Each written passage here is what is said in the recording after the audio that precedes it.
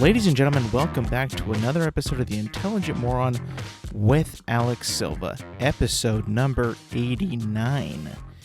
89, we're more than midway through October. Are you feeling the holiday, I guess not holiday, are you feeling the Halloween season yet? Has it come over you? Are you ready to be spooky? Because this is, I would say, now is the prime time to be, over the top spooky. Because we're getting pretty close to Halloween. It's it's less than 2 weeks away. You got to be watching your spooky movies, doing some spooky stuff, dressing up spooky. Halloween parties are going to be happening. It's going to be a fun time.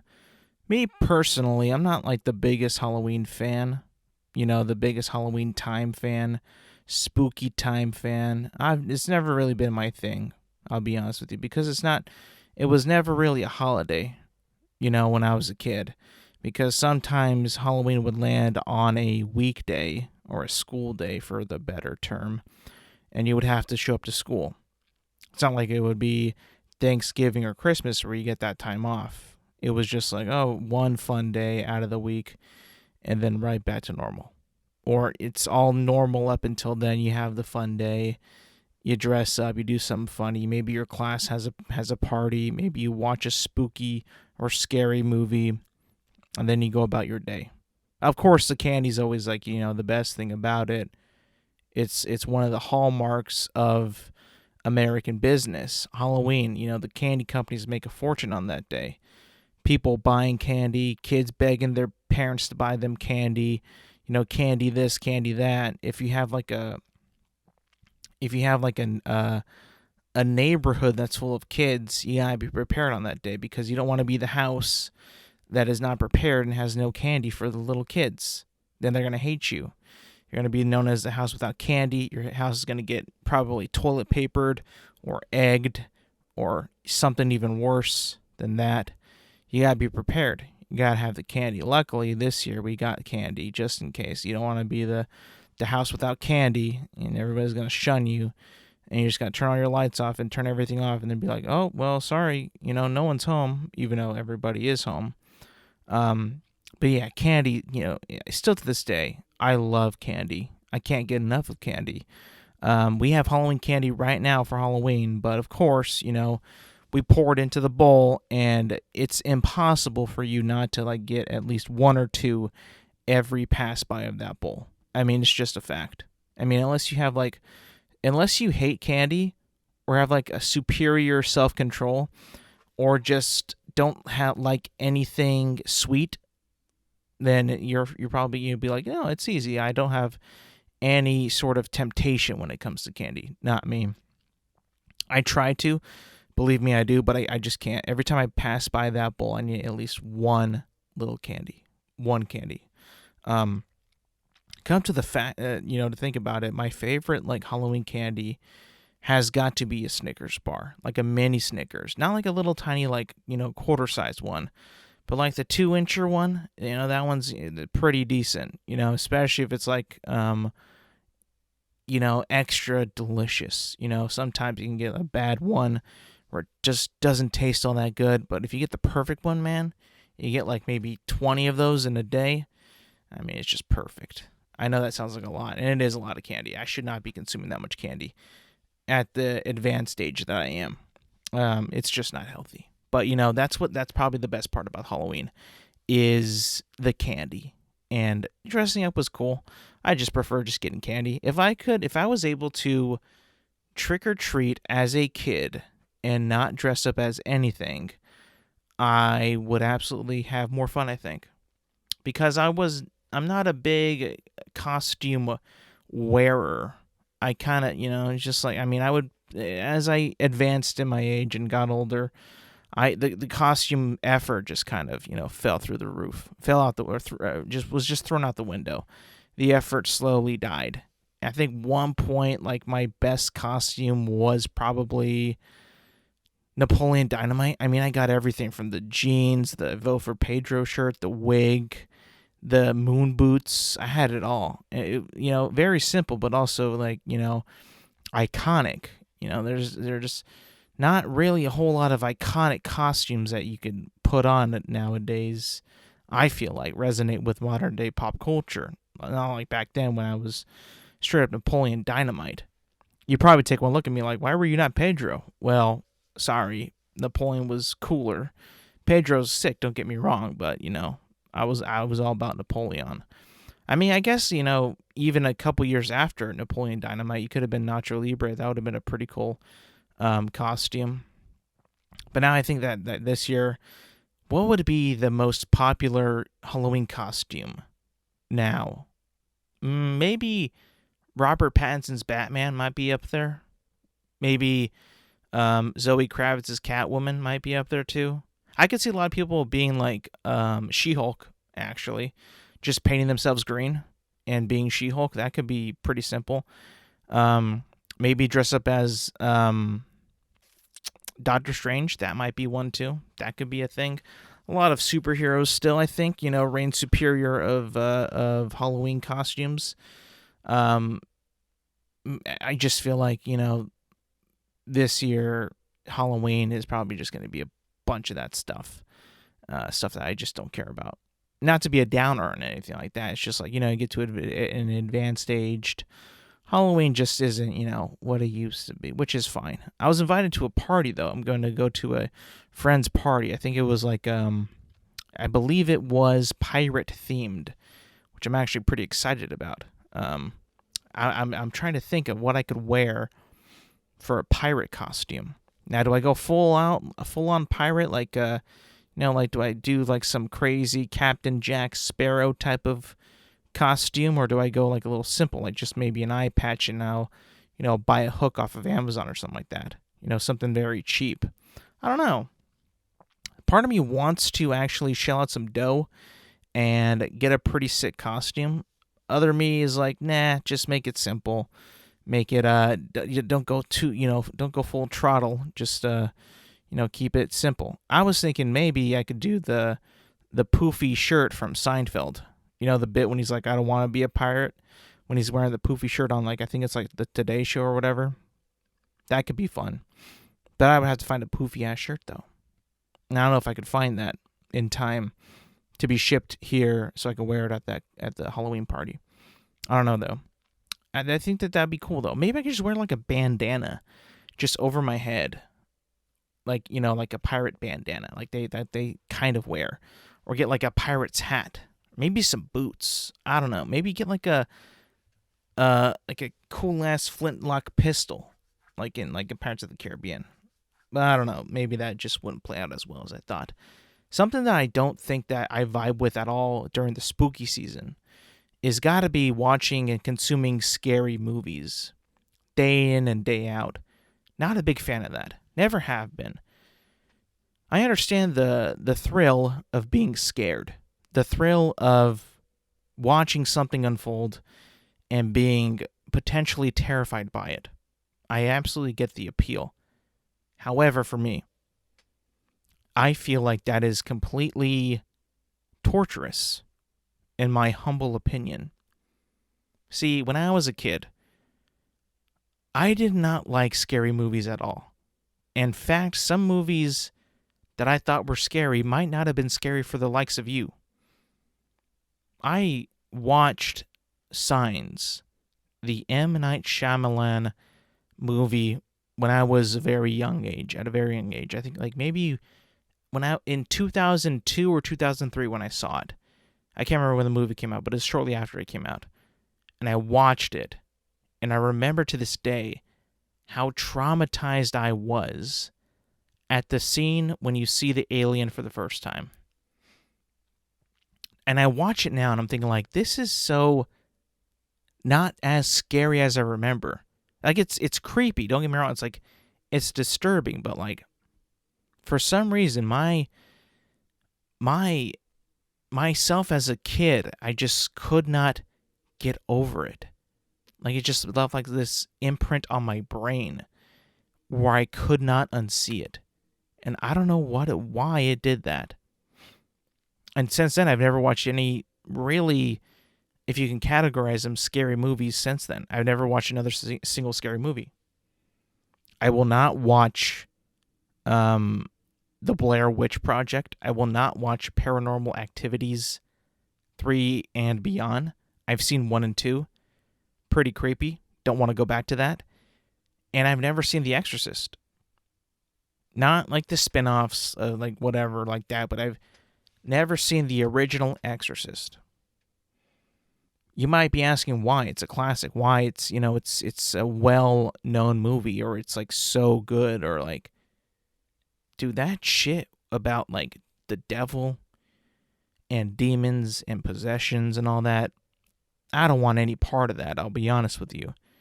It's not something that I want to watch for fun. It seems like an absolute torture fest. Like you're putting me something that I think, I'm pretty sure is got to be, in a way real. If they make stuff about this, at least a little bit of truth to it. Like I just feel like it's too real and too like something you should avoid. You know what I'm talking about? Like I don't know what it is, but when I hear about those types of stuff like exorcists and all that and spirits, I get spooked out. I get so spooked out that I don't even want to be in the same room of when it's happening. It's just not something that I want to be a part of. I don't know. Aliens, nowadays, I'm cool with. Let me indulge in that. Let me see what this is all about. But spirits, demons, the devil himself, nah, I'm okay. I'm cool. In fact, I feel like that's what kind of most of the modern day scary movies are about now. Is some kind of like spirit or demon or something like that. Like I'm just talking about like the most recent scary movies that have come out recently. We have the Insidious movies, which is a lot of them, I think. We have the Black Phone, I think, which was a thing. Orphan, I think, was another scary movie, which is like a spirit or something like that. I think the Sinister was like a demon too or something like that. I remember that was a pretty popular scary movie when I was not growing up, but like not too long ago. It was one that my friends saw, and it really was like they thought it was like really good. I'm like, oh shoot, that's crazy. Now, that's that branch. There's another branch that's like psychologically scary, I feel like a movie like Get Out or Us or that movie Midsummer, which I never saw, but it just seemed like it wasn't about like a spirit or a demon, but like a psychologically mess with your mind, and that was scary about it. I don't know like what exactly it was, but I just kind of got that vibe from it. I heard that one was pretty popular too. I don't know about like great, but like pretty popular. And I'm like, maybe I'll stay away from that. It's just not my cup of tea. Not really what I'm feeling. I don't know. But besides, avoiding that stuff, kind of got a little bit of bad news. Not like seriously bad news, but just, news of like my age has been advanced. I am no longer a young man, I would say. Well, I mean, like, I feel like I sort of am a young man. But I was getting a haircut, and after I was done with my haircut, I washed my hair and, took a shower, and then I noticed a hair, not on my head, but next to my ear, like the opening of my ear. I was like, oh, shoot, there's a hair there. I'll just, flick it off. It didn't flick off. And I'm like, okay, well, what is this? And then I saw my very first, and I'm pretty sure that this is the first actual ear hair of my life. I've never had that before, And I know that older people, older men, I know just seeing people, seeing other, just being out in the wild, that's a trait for older men, is just ear hair. Not necessarily on the ear. Well, that's true, but growing from the inside of your ear. That's on a whole nother level of getting up in age. And right now I have one. My friend plucked it out for me. I was like, thank God. It hurt. It definitely hurt, but it was worth it. But, I just thought I'd share that. Because that, I believe, is a sign, a telling sign that you're getting a little older. You're becoming a man. Now, I say that because throughout my entire life, I have not once felt like a man. I don't know what it is. Like when I look at my father, I'm like, well, that's a man. I can tell. And I look at me, I'm like, I'm just a boy. Maybe it's because I've always known my father as a man. I'm like, oh, that's just a man. That's my father. And I look at me, I'm like, wait. When do I become that? How come I'm not that yet? And I know that I'm only 29, but, I just feel like I'd be I would look a little bit closer to that. I guess not yet. I don't know how much longer I have to wait, but there's that. Maybe it's the fact that the modern day generation just looks younger. I mean, if you think about it, let's take a time machine back. All right, do this on your own. Do this on your own research. Right? Do this at home or on break, phone, computer, tablet, whatever. Just look up images of how men looked at, like, let's say 30 years old in the 1930s or 40s. Just Google that. Maybe even before that. 1920s. They look like they're 50 in those pictures. They don't look like they're 30 years old in modern day time. They've definitely seen some action. They've definitely been through a lot more struggle than I would say most modern day 30-year-old men. And I'm not even 30 yet. It's just kind of like, crazy how, like, easy life is right now, that we don't look like that, not even close to that. Like, not even, like even like in the 70s, right? Like, you can look at baseball players. Like, also do this. Look at baseball players in the 70s, like around 35 years old. They look like they're 50. Like, I don't know what it was back then that they were doing to make themselves look older, or what we are doing now to make ourselves look younger. I have no idea, but it's just strikingly weird on how different generations of people look at exactly the same age as they were back then. Was the sun hotter? Was the food was living just rougher? Was lotion not a thing? People use lotion quite a bit. I rarely do. I don't have time to put it on. I feel like it would take a while for me to just apply lotion, to any part of my body. Like, I shower and, that's enough. I feel like, I'm smooth enough. I don't need any more things to make me as smooth as I could be, as much as I probably need it. I just don't do it. Was lotion not a thing back then? Was, skin care or skin health, however you say it, was that not really a thing back then, to where they look a lot older than they would today?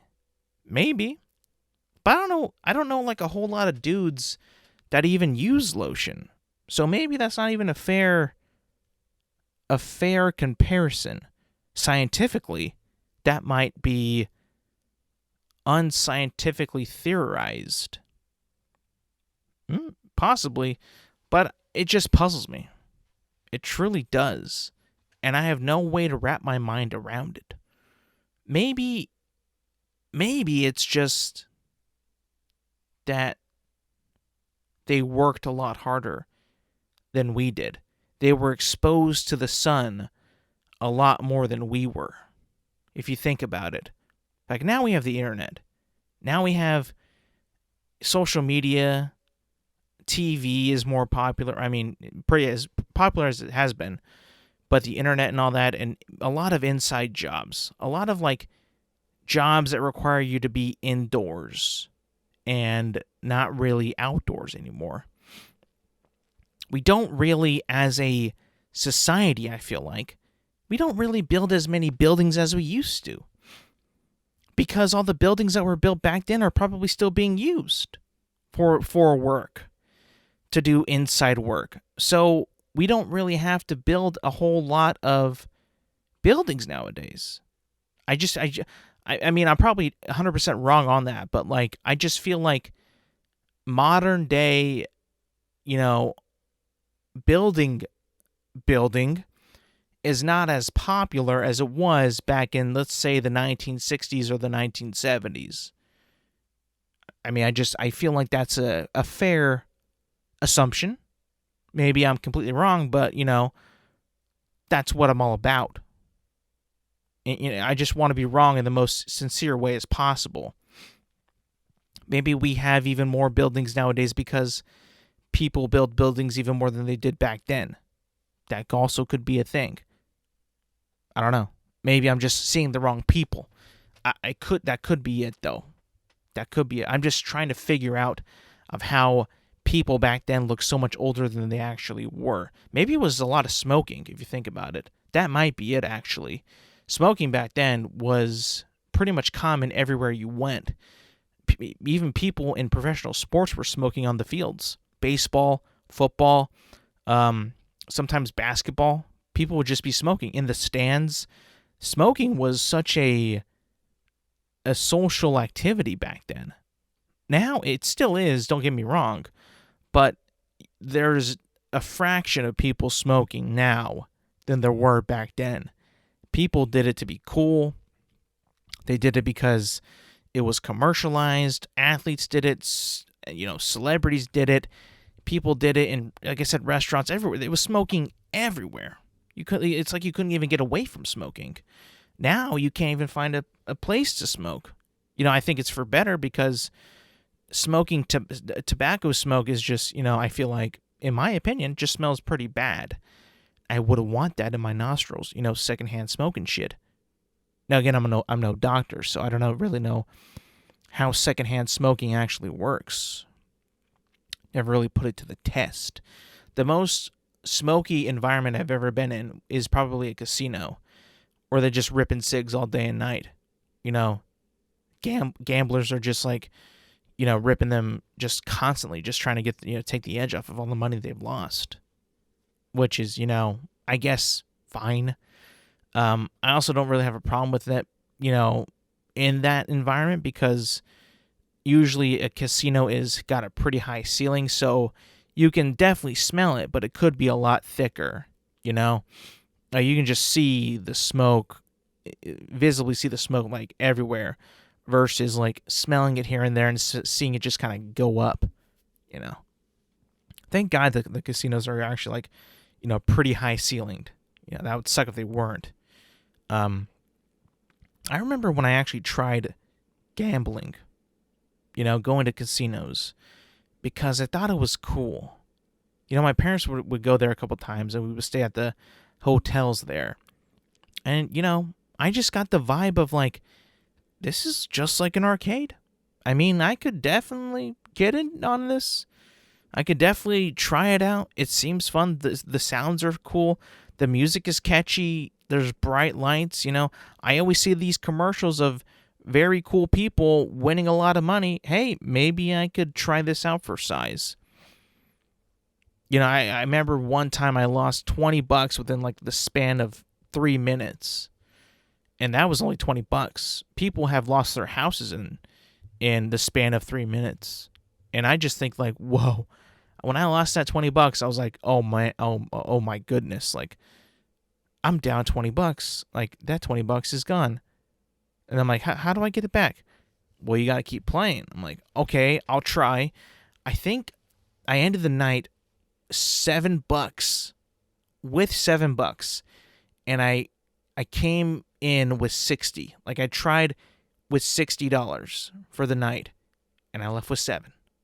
I'm like, hey, I didn't go home empty-handed. Sure as hell definitely went home with a lot less than I wanted to. Shit. You know? And at one point I was like on the verge of like being at net zero, money from when I started. But I was able to battle back and actually get some money. But I gotta tell you this, man. I don't think that the rush of gambling or that the high of winning big is big enough for me to continue to like lose money up until that point. I get very, very nervous when I have to pay for gas because the money just drains out of my account like crazy. I get nervous when I have to buy groceries because I'm nervous of what that bill's going to be. So naturally, I'm not built for gambling. I think I figured that out just right now. I can't handle the little losses of money in my account, which I know I sound stupid about that. I know I do. Money is made so you can spend it, right? Now, of course, you shouldn't be like living from paycheck to paycheck is what I'm saying. Like, don't calculate it so you have like none ready available in case you have an emergency. No, I'm not saying that. But definitely, put some away. That way you have something to fall back on if you have an emergency. I feel like that's like common knowledge, right? It's like a savings account. You put money in to save up in case you need it. That way, I guess you feel like the money that you have in your spending account, it's like, oh, I can spend this because I'm putting money away to save it for a rainy day. Maybe I should do that. Maybe that'll help me out with my spending problem, which is non-existent. It's actually the problem of not spending it.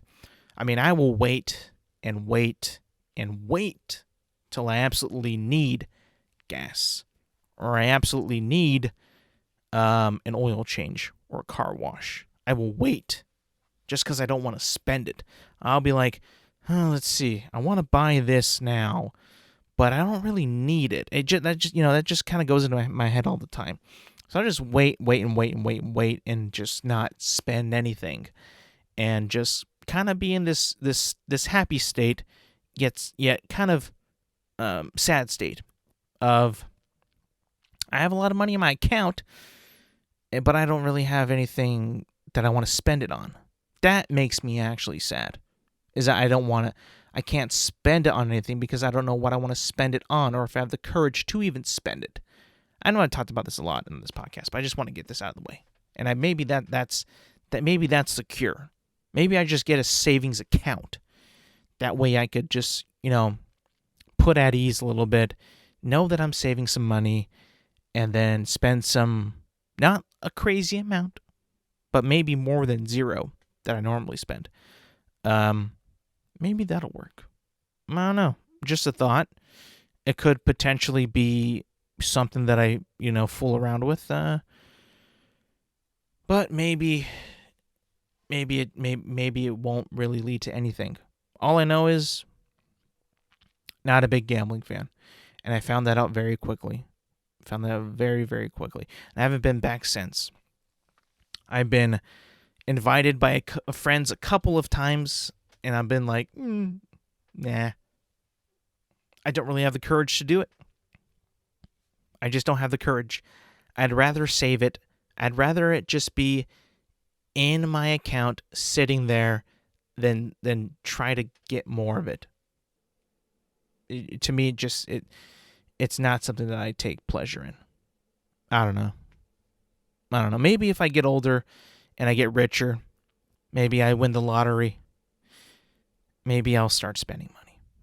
Who knows, though? I don't know. It's something that I pondered, and I've thought, how come I never got into this? Because gambling has never been more popular, I would say, than today. Not just like blackjack and casinos, but sports gambling as well. Like, it's never been more popular than today, I believe. People, every other commercial during a football game is about one sports book or another. It's insane. I've noticed this. It's like they're promoting it so hard because it's a big business. And I was just like, okay, I mean, clearly this is like almost a part of like the culture now in America. At least if you watch sports or even like sports. Sports gambling has like become like part of the culture and part of the experience now. I don't know if I'm going to be able to get into it because I don't want to taint my love of sports. I like sports for the passion, the competition, the rivalries, and just the pure fun of it. If I throw gambling at it, I don't know if I'm going to be able to look at it the same way. Like I have favorite teams, right? I have the Dodgers and the Rams, right? My two teams that I root for in their respected seasons and playoffs. And if I were to add gambling to that, would I become less of a fan of those teams and more just a fan of like, hey, these guys got to make the over or they got to cover or what's the spread? I don't know if that magic of loving sports for what they are would diminish. But it's not something that I would want to find out either. I think I'm okay with where I'm at in, enjoying sports for what they are. Competition at its finest. And that's it. I think that's all I need, though. That's really all I need. I think it's because I'm so stupid. I will watch, for me, a meaningless Thursday night football game. Just because I purely enjoy it.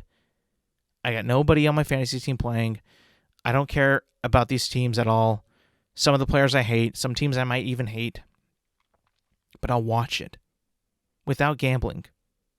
I think that's the purity that I have in sports watching. And I want to keep that. I want to keep that so I stay pure.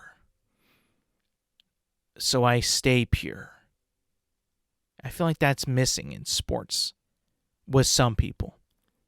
But I'm going to keep the purity. I had a rough last couple days, actually. Pretty rough. No, not the haircut. Something else. Something more personal. Something that I care about a lot more than in ear hair. You guys know that I'm a fan of the Los Angeles Dodgers. And they are no longer in the postseason. They were eliminated by the San Diego Padres. In the NLDS, they won 3 out of 5 games. And they're now playing the Phillies at the moment. Where do I start? First of all, the Dodgers, if you didn't know, won 111 regular season games this campaign. I think that they're franchise highest, I would say. And I couldn't care less. Could not care less. And I'm sick of this. I'm sick of this feeling of being a Dodgers fan and shredding and destroying teams in the regular season and getting bounced early by a mediocre-ass team that you owned all season long, that you had their number. I was at one of the games. They had no chance, no fight, no spirit. This is with Juan Soto.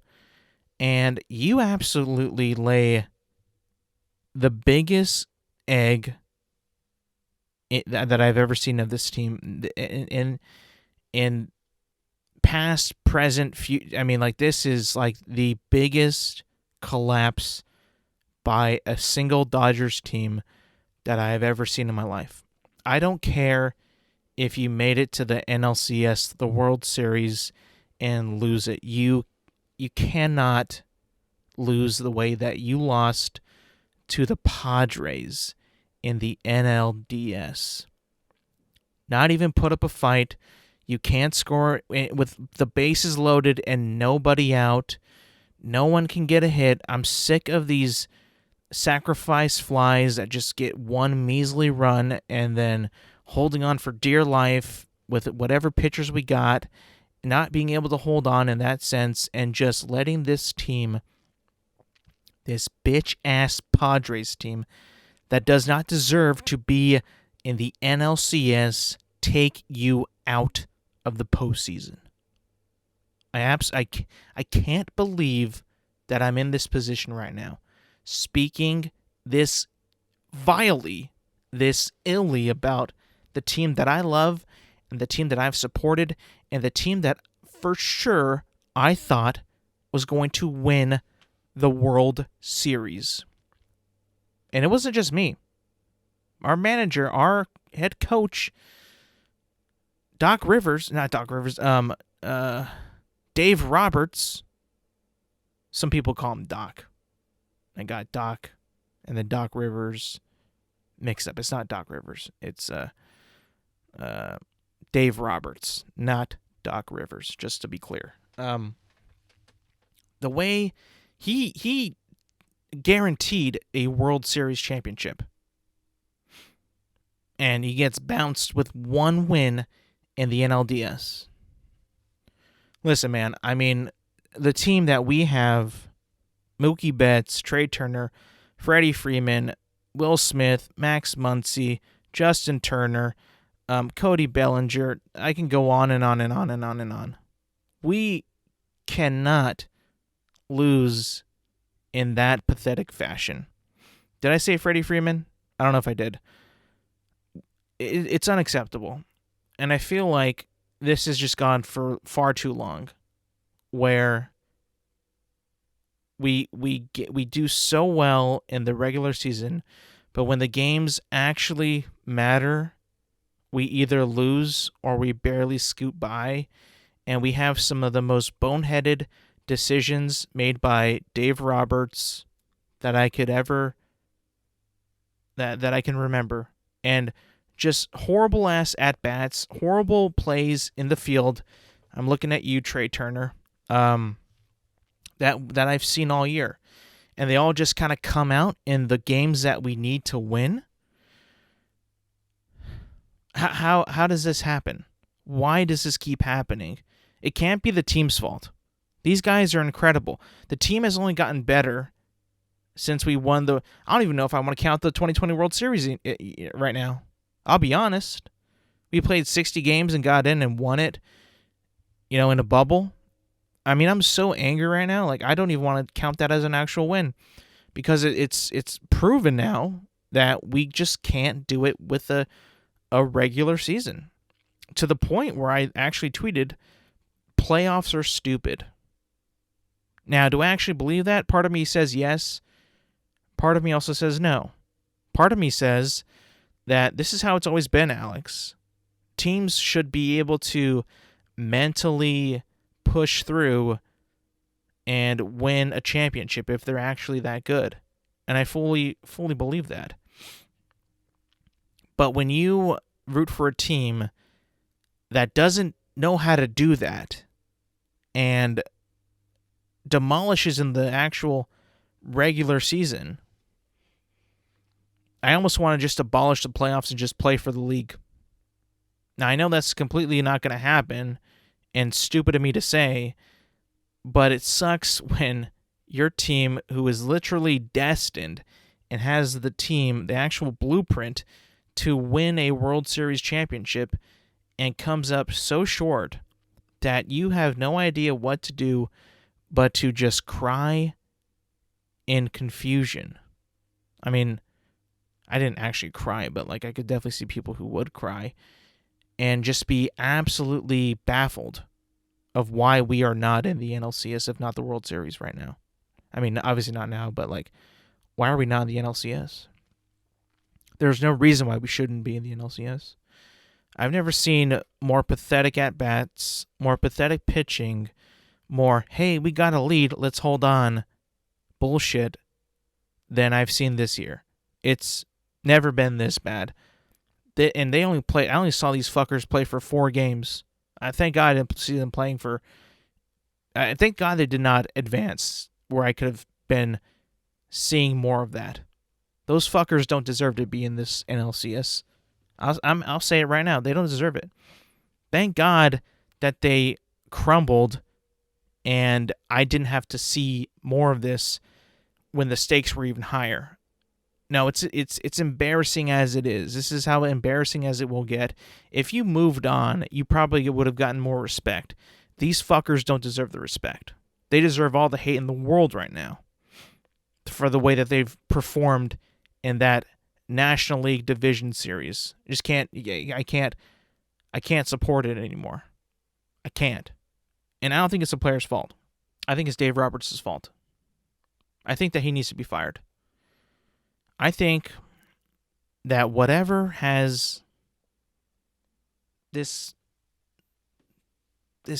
crumbling sense in the playoffs, besides 1 year, has been very constant for the past maybe 4 years. Now, I know we went to the World Series a couple of those times, 17 and 18, I believe. But 19, 20, whatever. I don't even want to count that right now. I'm so mad. 21 and now 22. I'm seeing a pattern here where we play some really fucking mediocre baseball under Dave Roberts. I'm not sure if they don't believe him or if doesn't have the right mentality or what, but I feel like we paid Mookie Betts a ton of money. We paid Freddie Freeman a lot of money. It can't be the players. It's got to be the manager. And he should be the first to go. I'm pretty serious about this. That lackluster performance, man, just terrible. No fight, no commitment, no nothing. It was just sad from beginning to end. Beginning was fine. Beginning was cool. We scored 5 runs. They could have came back, but they didn't. Then after that, it was just downhill. Nothing. Runs dried out. Same uncompetitive baseball that I've seen for the past 5 years of this team. I'm done. I'm sick of it. I can't look at this team. I've wanted to denounce them so many times this past few days. Now, I won't do that because I'm a fan still, but I expect there to be a shift. Something has to change. This cannot continue. I'm sick of doing amazing in the regular season for nothing. For nothing. Not even a chance at the World Series. Like, not even... Something's got to change. And it's got to change quickly. There's only so much of this I could take. So much of this I can muster up and just smile through the pain. I can't do it anymore. I cannot. I've never felt so disappointed in a team than I was on Saturday night. I mean, I still haven't forgotten about it. Still in my head. Living rent-free in my head. But that's sports, I guess, right? You gotta live with the heartaches. Even though it just ruins your week. Like, I don't even know if the social media accounts of the Dodgers have even tweeted or posted anything since they lost, because they just know that it is super embarrassing. I mean, they think they posted like one as soon as the final out was fucking recorded. Thank you, fans. Like, shut the fuck up. Shut up. You make me miserable. So much potential. They're going to win the World Series talk to the Padres. And then at the top of that, the Phillies beat the Braves. What? Whatever. Sports are stupid. Playoffs are stupid. I don't even know why I continue to watch. It just makes me mad every single time. All right, couple shows that I want to review. I want to touch up on. because they actually completed last week. And now I get to talk about them. Number 1, She-Hulk. She-Hulk. I can't remember what I really said about She-Hulk when I first talked about it. I think I said that it was pretty decent. It had a pretty convincing start. You can probably fact check me. I probably didn't say any of this shit. But now that I think about it, the dust has settled. I've been able to compose myself more. I thought it was a solid 6 out of 10. A solid okay show. For what it was. Now, some people will hate this. Some people will love it. But I think most people will be like, it was okay. I think that what I've learned so far in phase 4 of the MCU is that up until this point, there has not really been any connective tissue to the grander Marvel Cinematic Universe characters, events, teams, whatever. There's just been not really any meaningful connection to the world where it's heading in this entire phase. And She-Hulk continues that that course as well. But for what it is, if I'm gonna judge it on what it is, it's definitely an okay watch. There's definitely some really funny moments in this show that I was not expecting.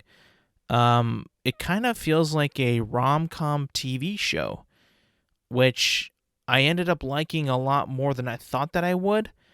There's definitely some really cringy-ass moments, but that's the vibe of the show, though. I kind of feel like that's kind of like where they were going with it. So I can't really knock it on that because it works as in that realm of what it is, of what the show's trying to be. It definitely does go in all in on just, the character of She-Hulk and what her, the obstacles that she has to achieve and the problems and all that, and the characters around her too. It definitely succeeds in that, I think. I think that the woman who plays She-Hulk is awkwardly funny. I'll admit it. I think that she's really funny in this role. And there's definitely I don't see her really fitting in the MCU. I just this show might have been the one show that felt very anti-MCU. And I'm like, how do you fit in all this? We got your character, this quirky, awkward lady who has dating problems and stuff like that. She's just trying to live her life as a lawyer and be taken seriously and stuff like that. But I'm like, how are you gonna be? I'm sure they will be able to do it, but I'm just at the moment I'm I don't really see you in the MCU yet. That could just and I felt the same way with Moon Knight too. Moon Knight feels like it's just his own thing. It's just a one-off, done. He's a Marvel character, not gonna put him in the MCU, or even the Hawkeye show. Good God, that was how is this even gonna be MCU stuff either? Just a lot of this phase has just been, really let's just put stuff out there to be Marvel, and hopefully people like it. Not really much connections of stuff because we're not ready to reveal stuff. I just kind of feel like that's what it's like.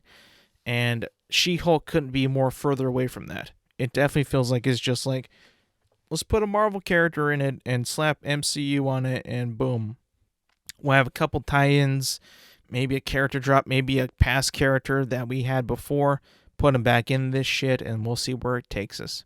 That's what it feels like to me. So if you go into it, if you haven't seen it yet, and you go into it and you're just take the MCU out of it, and you'll probably end up liking it more than I did. But overall, an okay show. like I said, 6 out of 10. It's definitely funnier in some parts than others. The woman who plays She-Hulk, I think, does it very, very well, both as She-Hulk and Jen Walters. So yeah, if you're thinking about checking it out, I suggest you do. And just don't really go in with high expectations, or that it connects very well to the MCU, the overall MCU.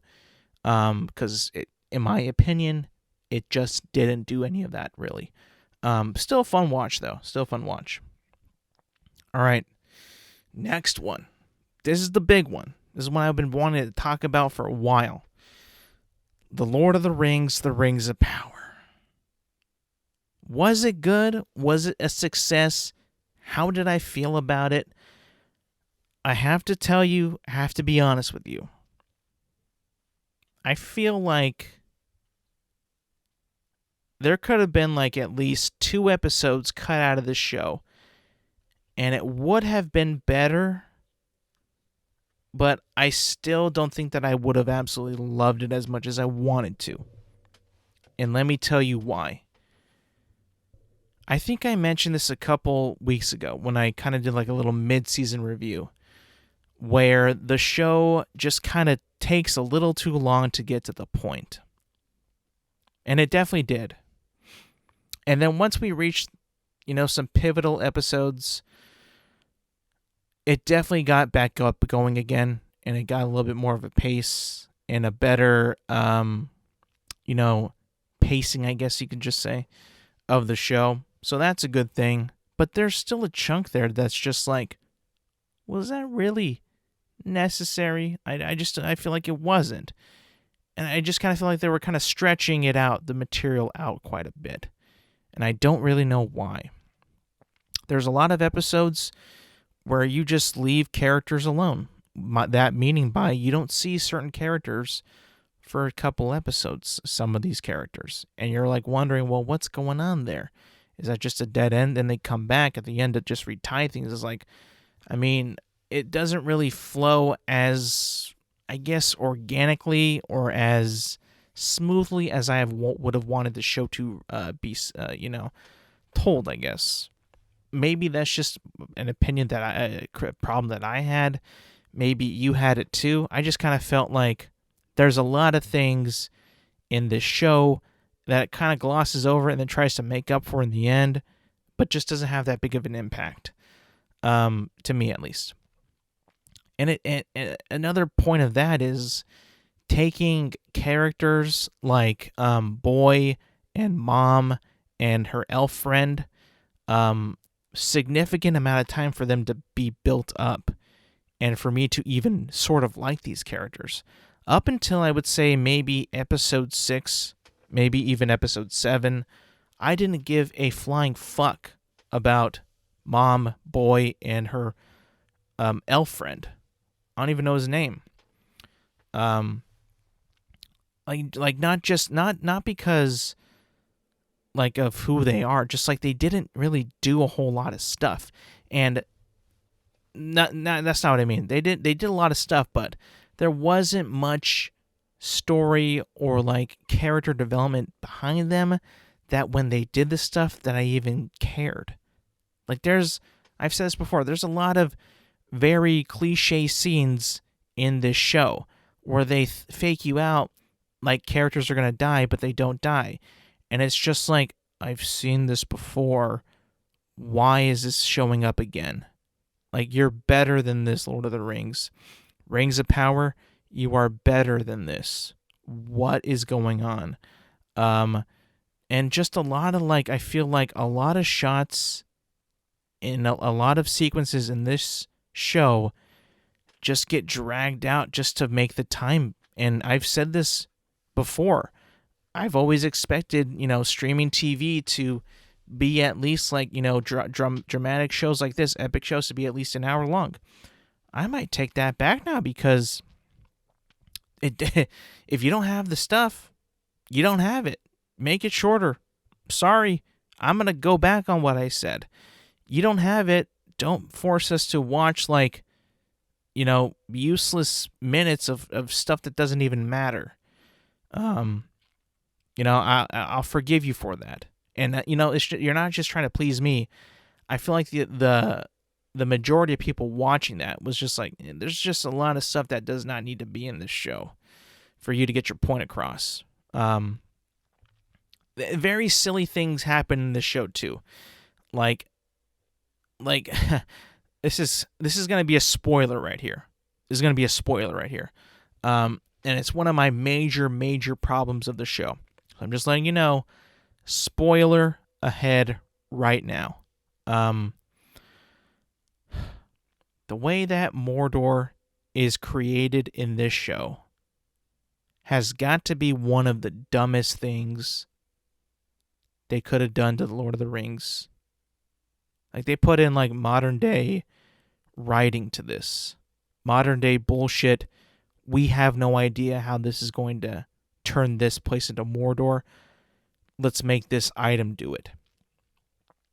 They use the sword that is in the marketing that kind of feeds off of evil to become like an actual sword. It's like a hilt at first. But when it's with people with like anger and rage and evil, it becomes an actual sword. And there's this little keyhole in an area of the Southlands that is like kind of like almost like a gateway to unlocking something. I think that it's mentioned a couple times that it's like it unlocks evil or whatever. And this dude gets the sword, and he's so bad that he's got the sword at full length, slams it into the keyhole, twists it, thus creating Mordor. The lava underneath is unlocked or something like that, or water is poured in, causing geysers to erupt, and eventually the lone volcano in the Southlands, erupts, and then plumes of black clouds come over, and then meteors come down, and the land is scorched in lava and ash, and then the mountain is the volcano is smoking, and all because of some dude twisting a sword key in the ground. I mean, you've got to be kidding me here. That's like Rise of Skywalker MacGuffin type of writing right there. Couldn't believe it. Actually rolled my eyes. I'm like, great. Sword key. Unlocks Mordor. Interesting. Very interesting. They had it a little bit better than that before they did the sword key thing. It was actually very interesting. Another spoiler here. The orcs in the show, wherever they lived, dug like holes and stuff and had to chop down trees, and like kill off animals and burn the grass and all that. And in that way, the land was like dying because of what they were doing. And it looked like maybe that's how they turned it to Mordor. They just unearthed it and just destroyed every living thing in it.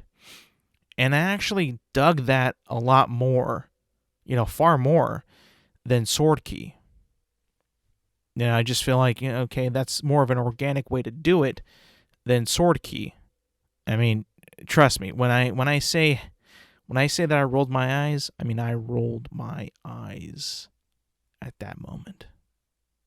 I was about to quit on that. I'm like, no fucking way. They made Mordor from a sword key being turned in the ground and activating Mount Doom to blow. I just couldn't believe it. But I'm not going to be all Debbie Downer and all that. The stuff with the Harfoots, for me, ended in a positive note just because I enjoy positivity. And even with the silly Harfoots and the stranger, who we all know who he is. I'm not going to say who I think it is, or who I know who it is, but I think if you've seen The Lord of the Rings before, you will know who the stranger is. It's very obvious if you've seen the show. And I'll just say this. a little disrespectful for the timeline, but whatever. I guess we're okay with that. I mean, they have Sword Key. That's probably the worst of all.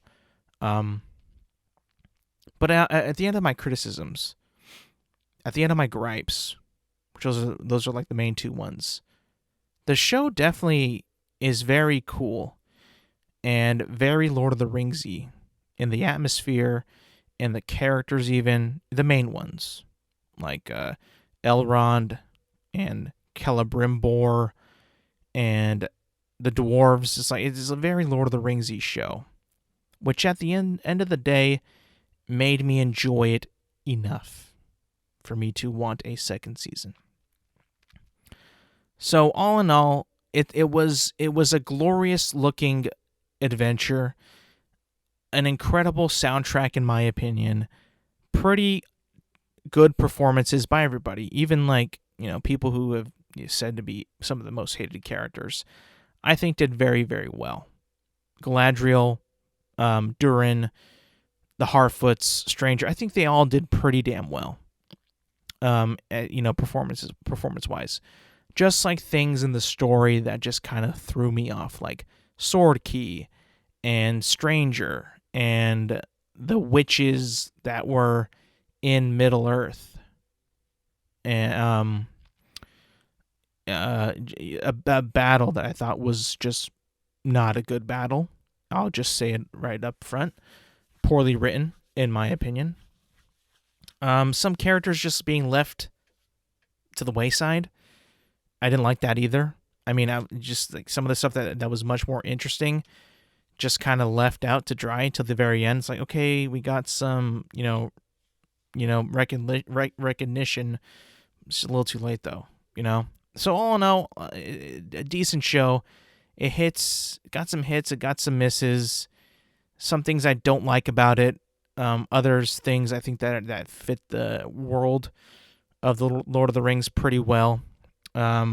Solid show though. I'd give the Lord of the Rings, the Rings of Power, a 7.7 out of 10.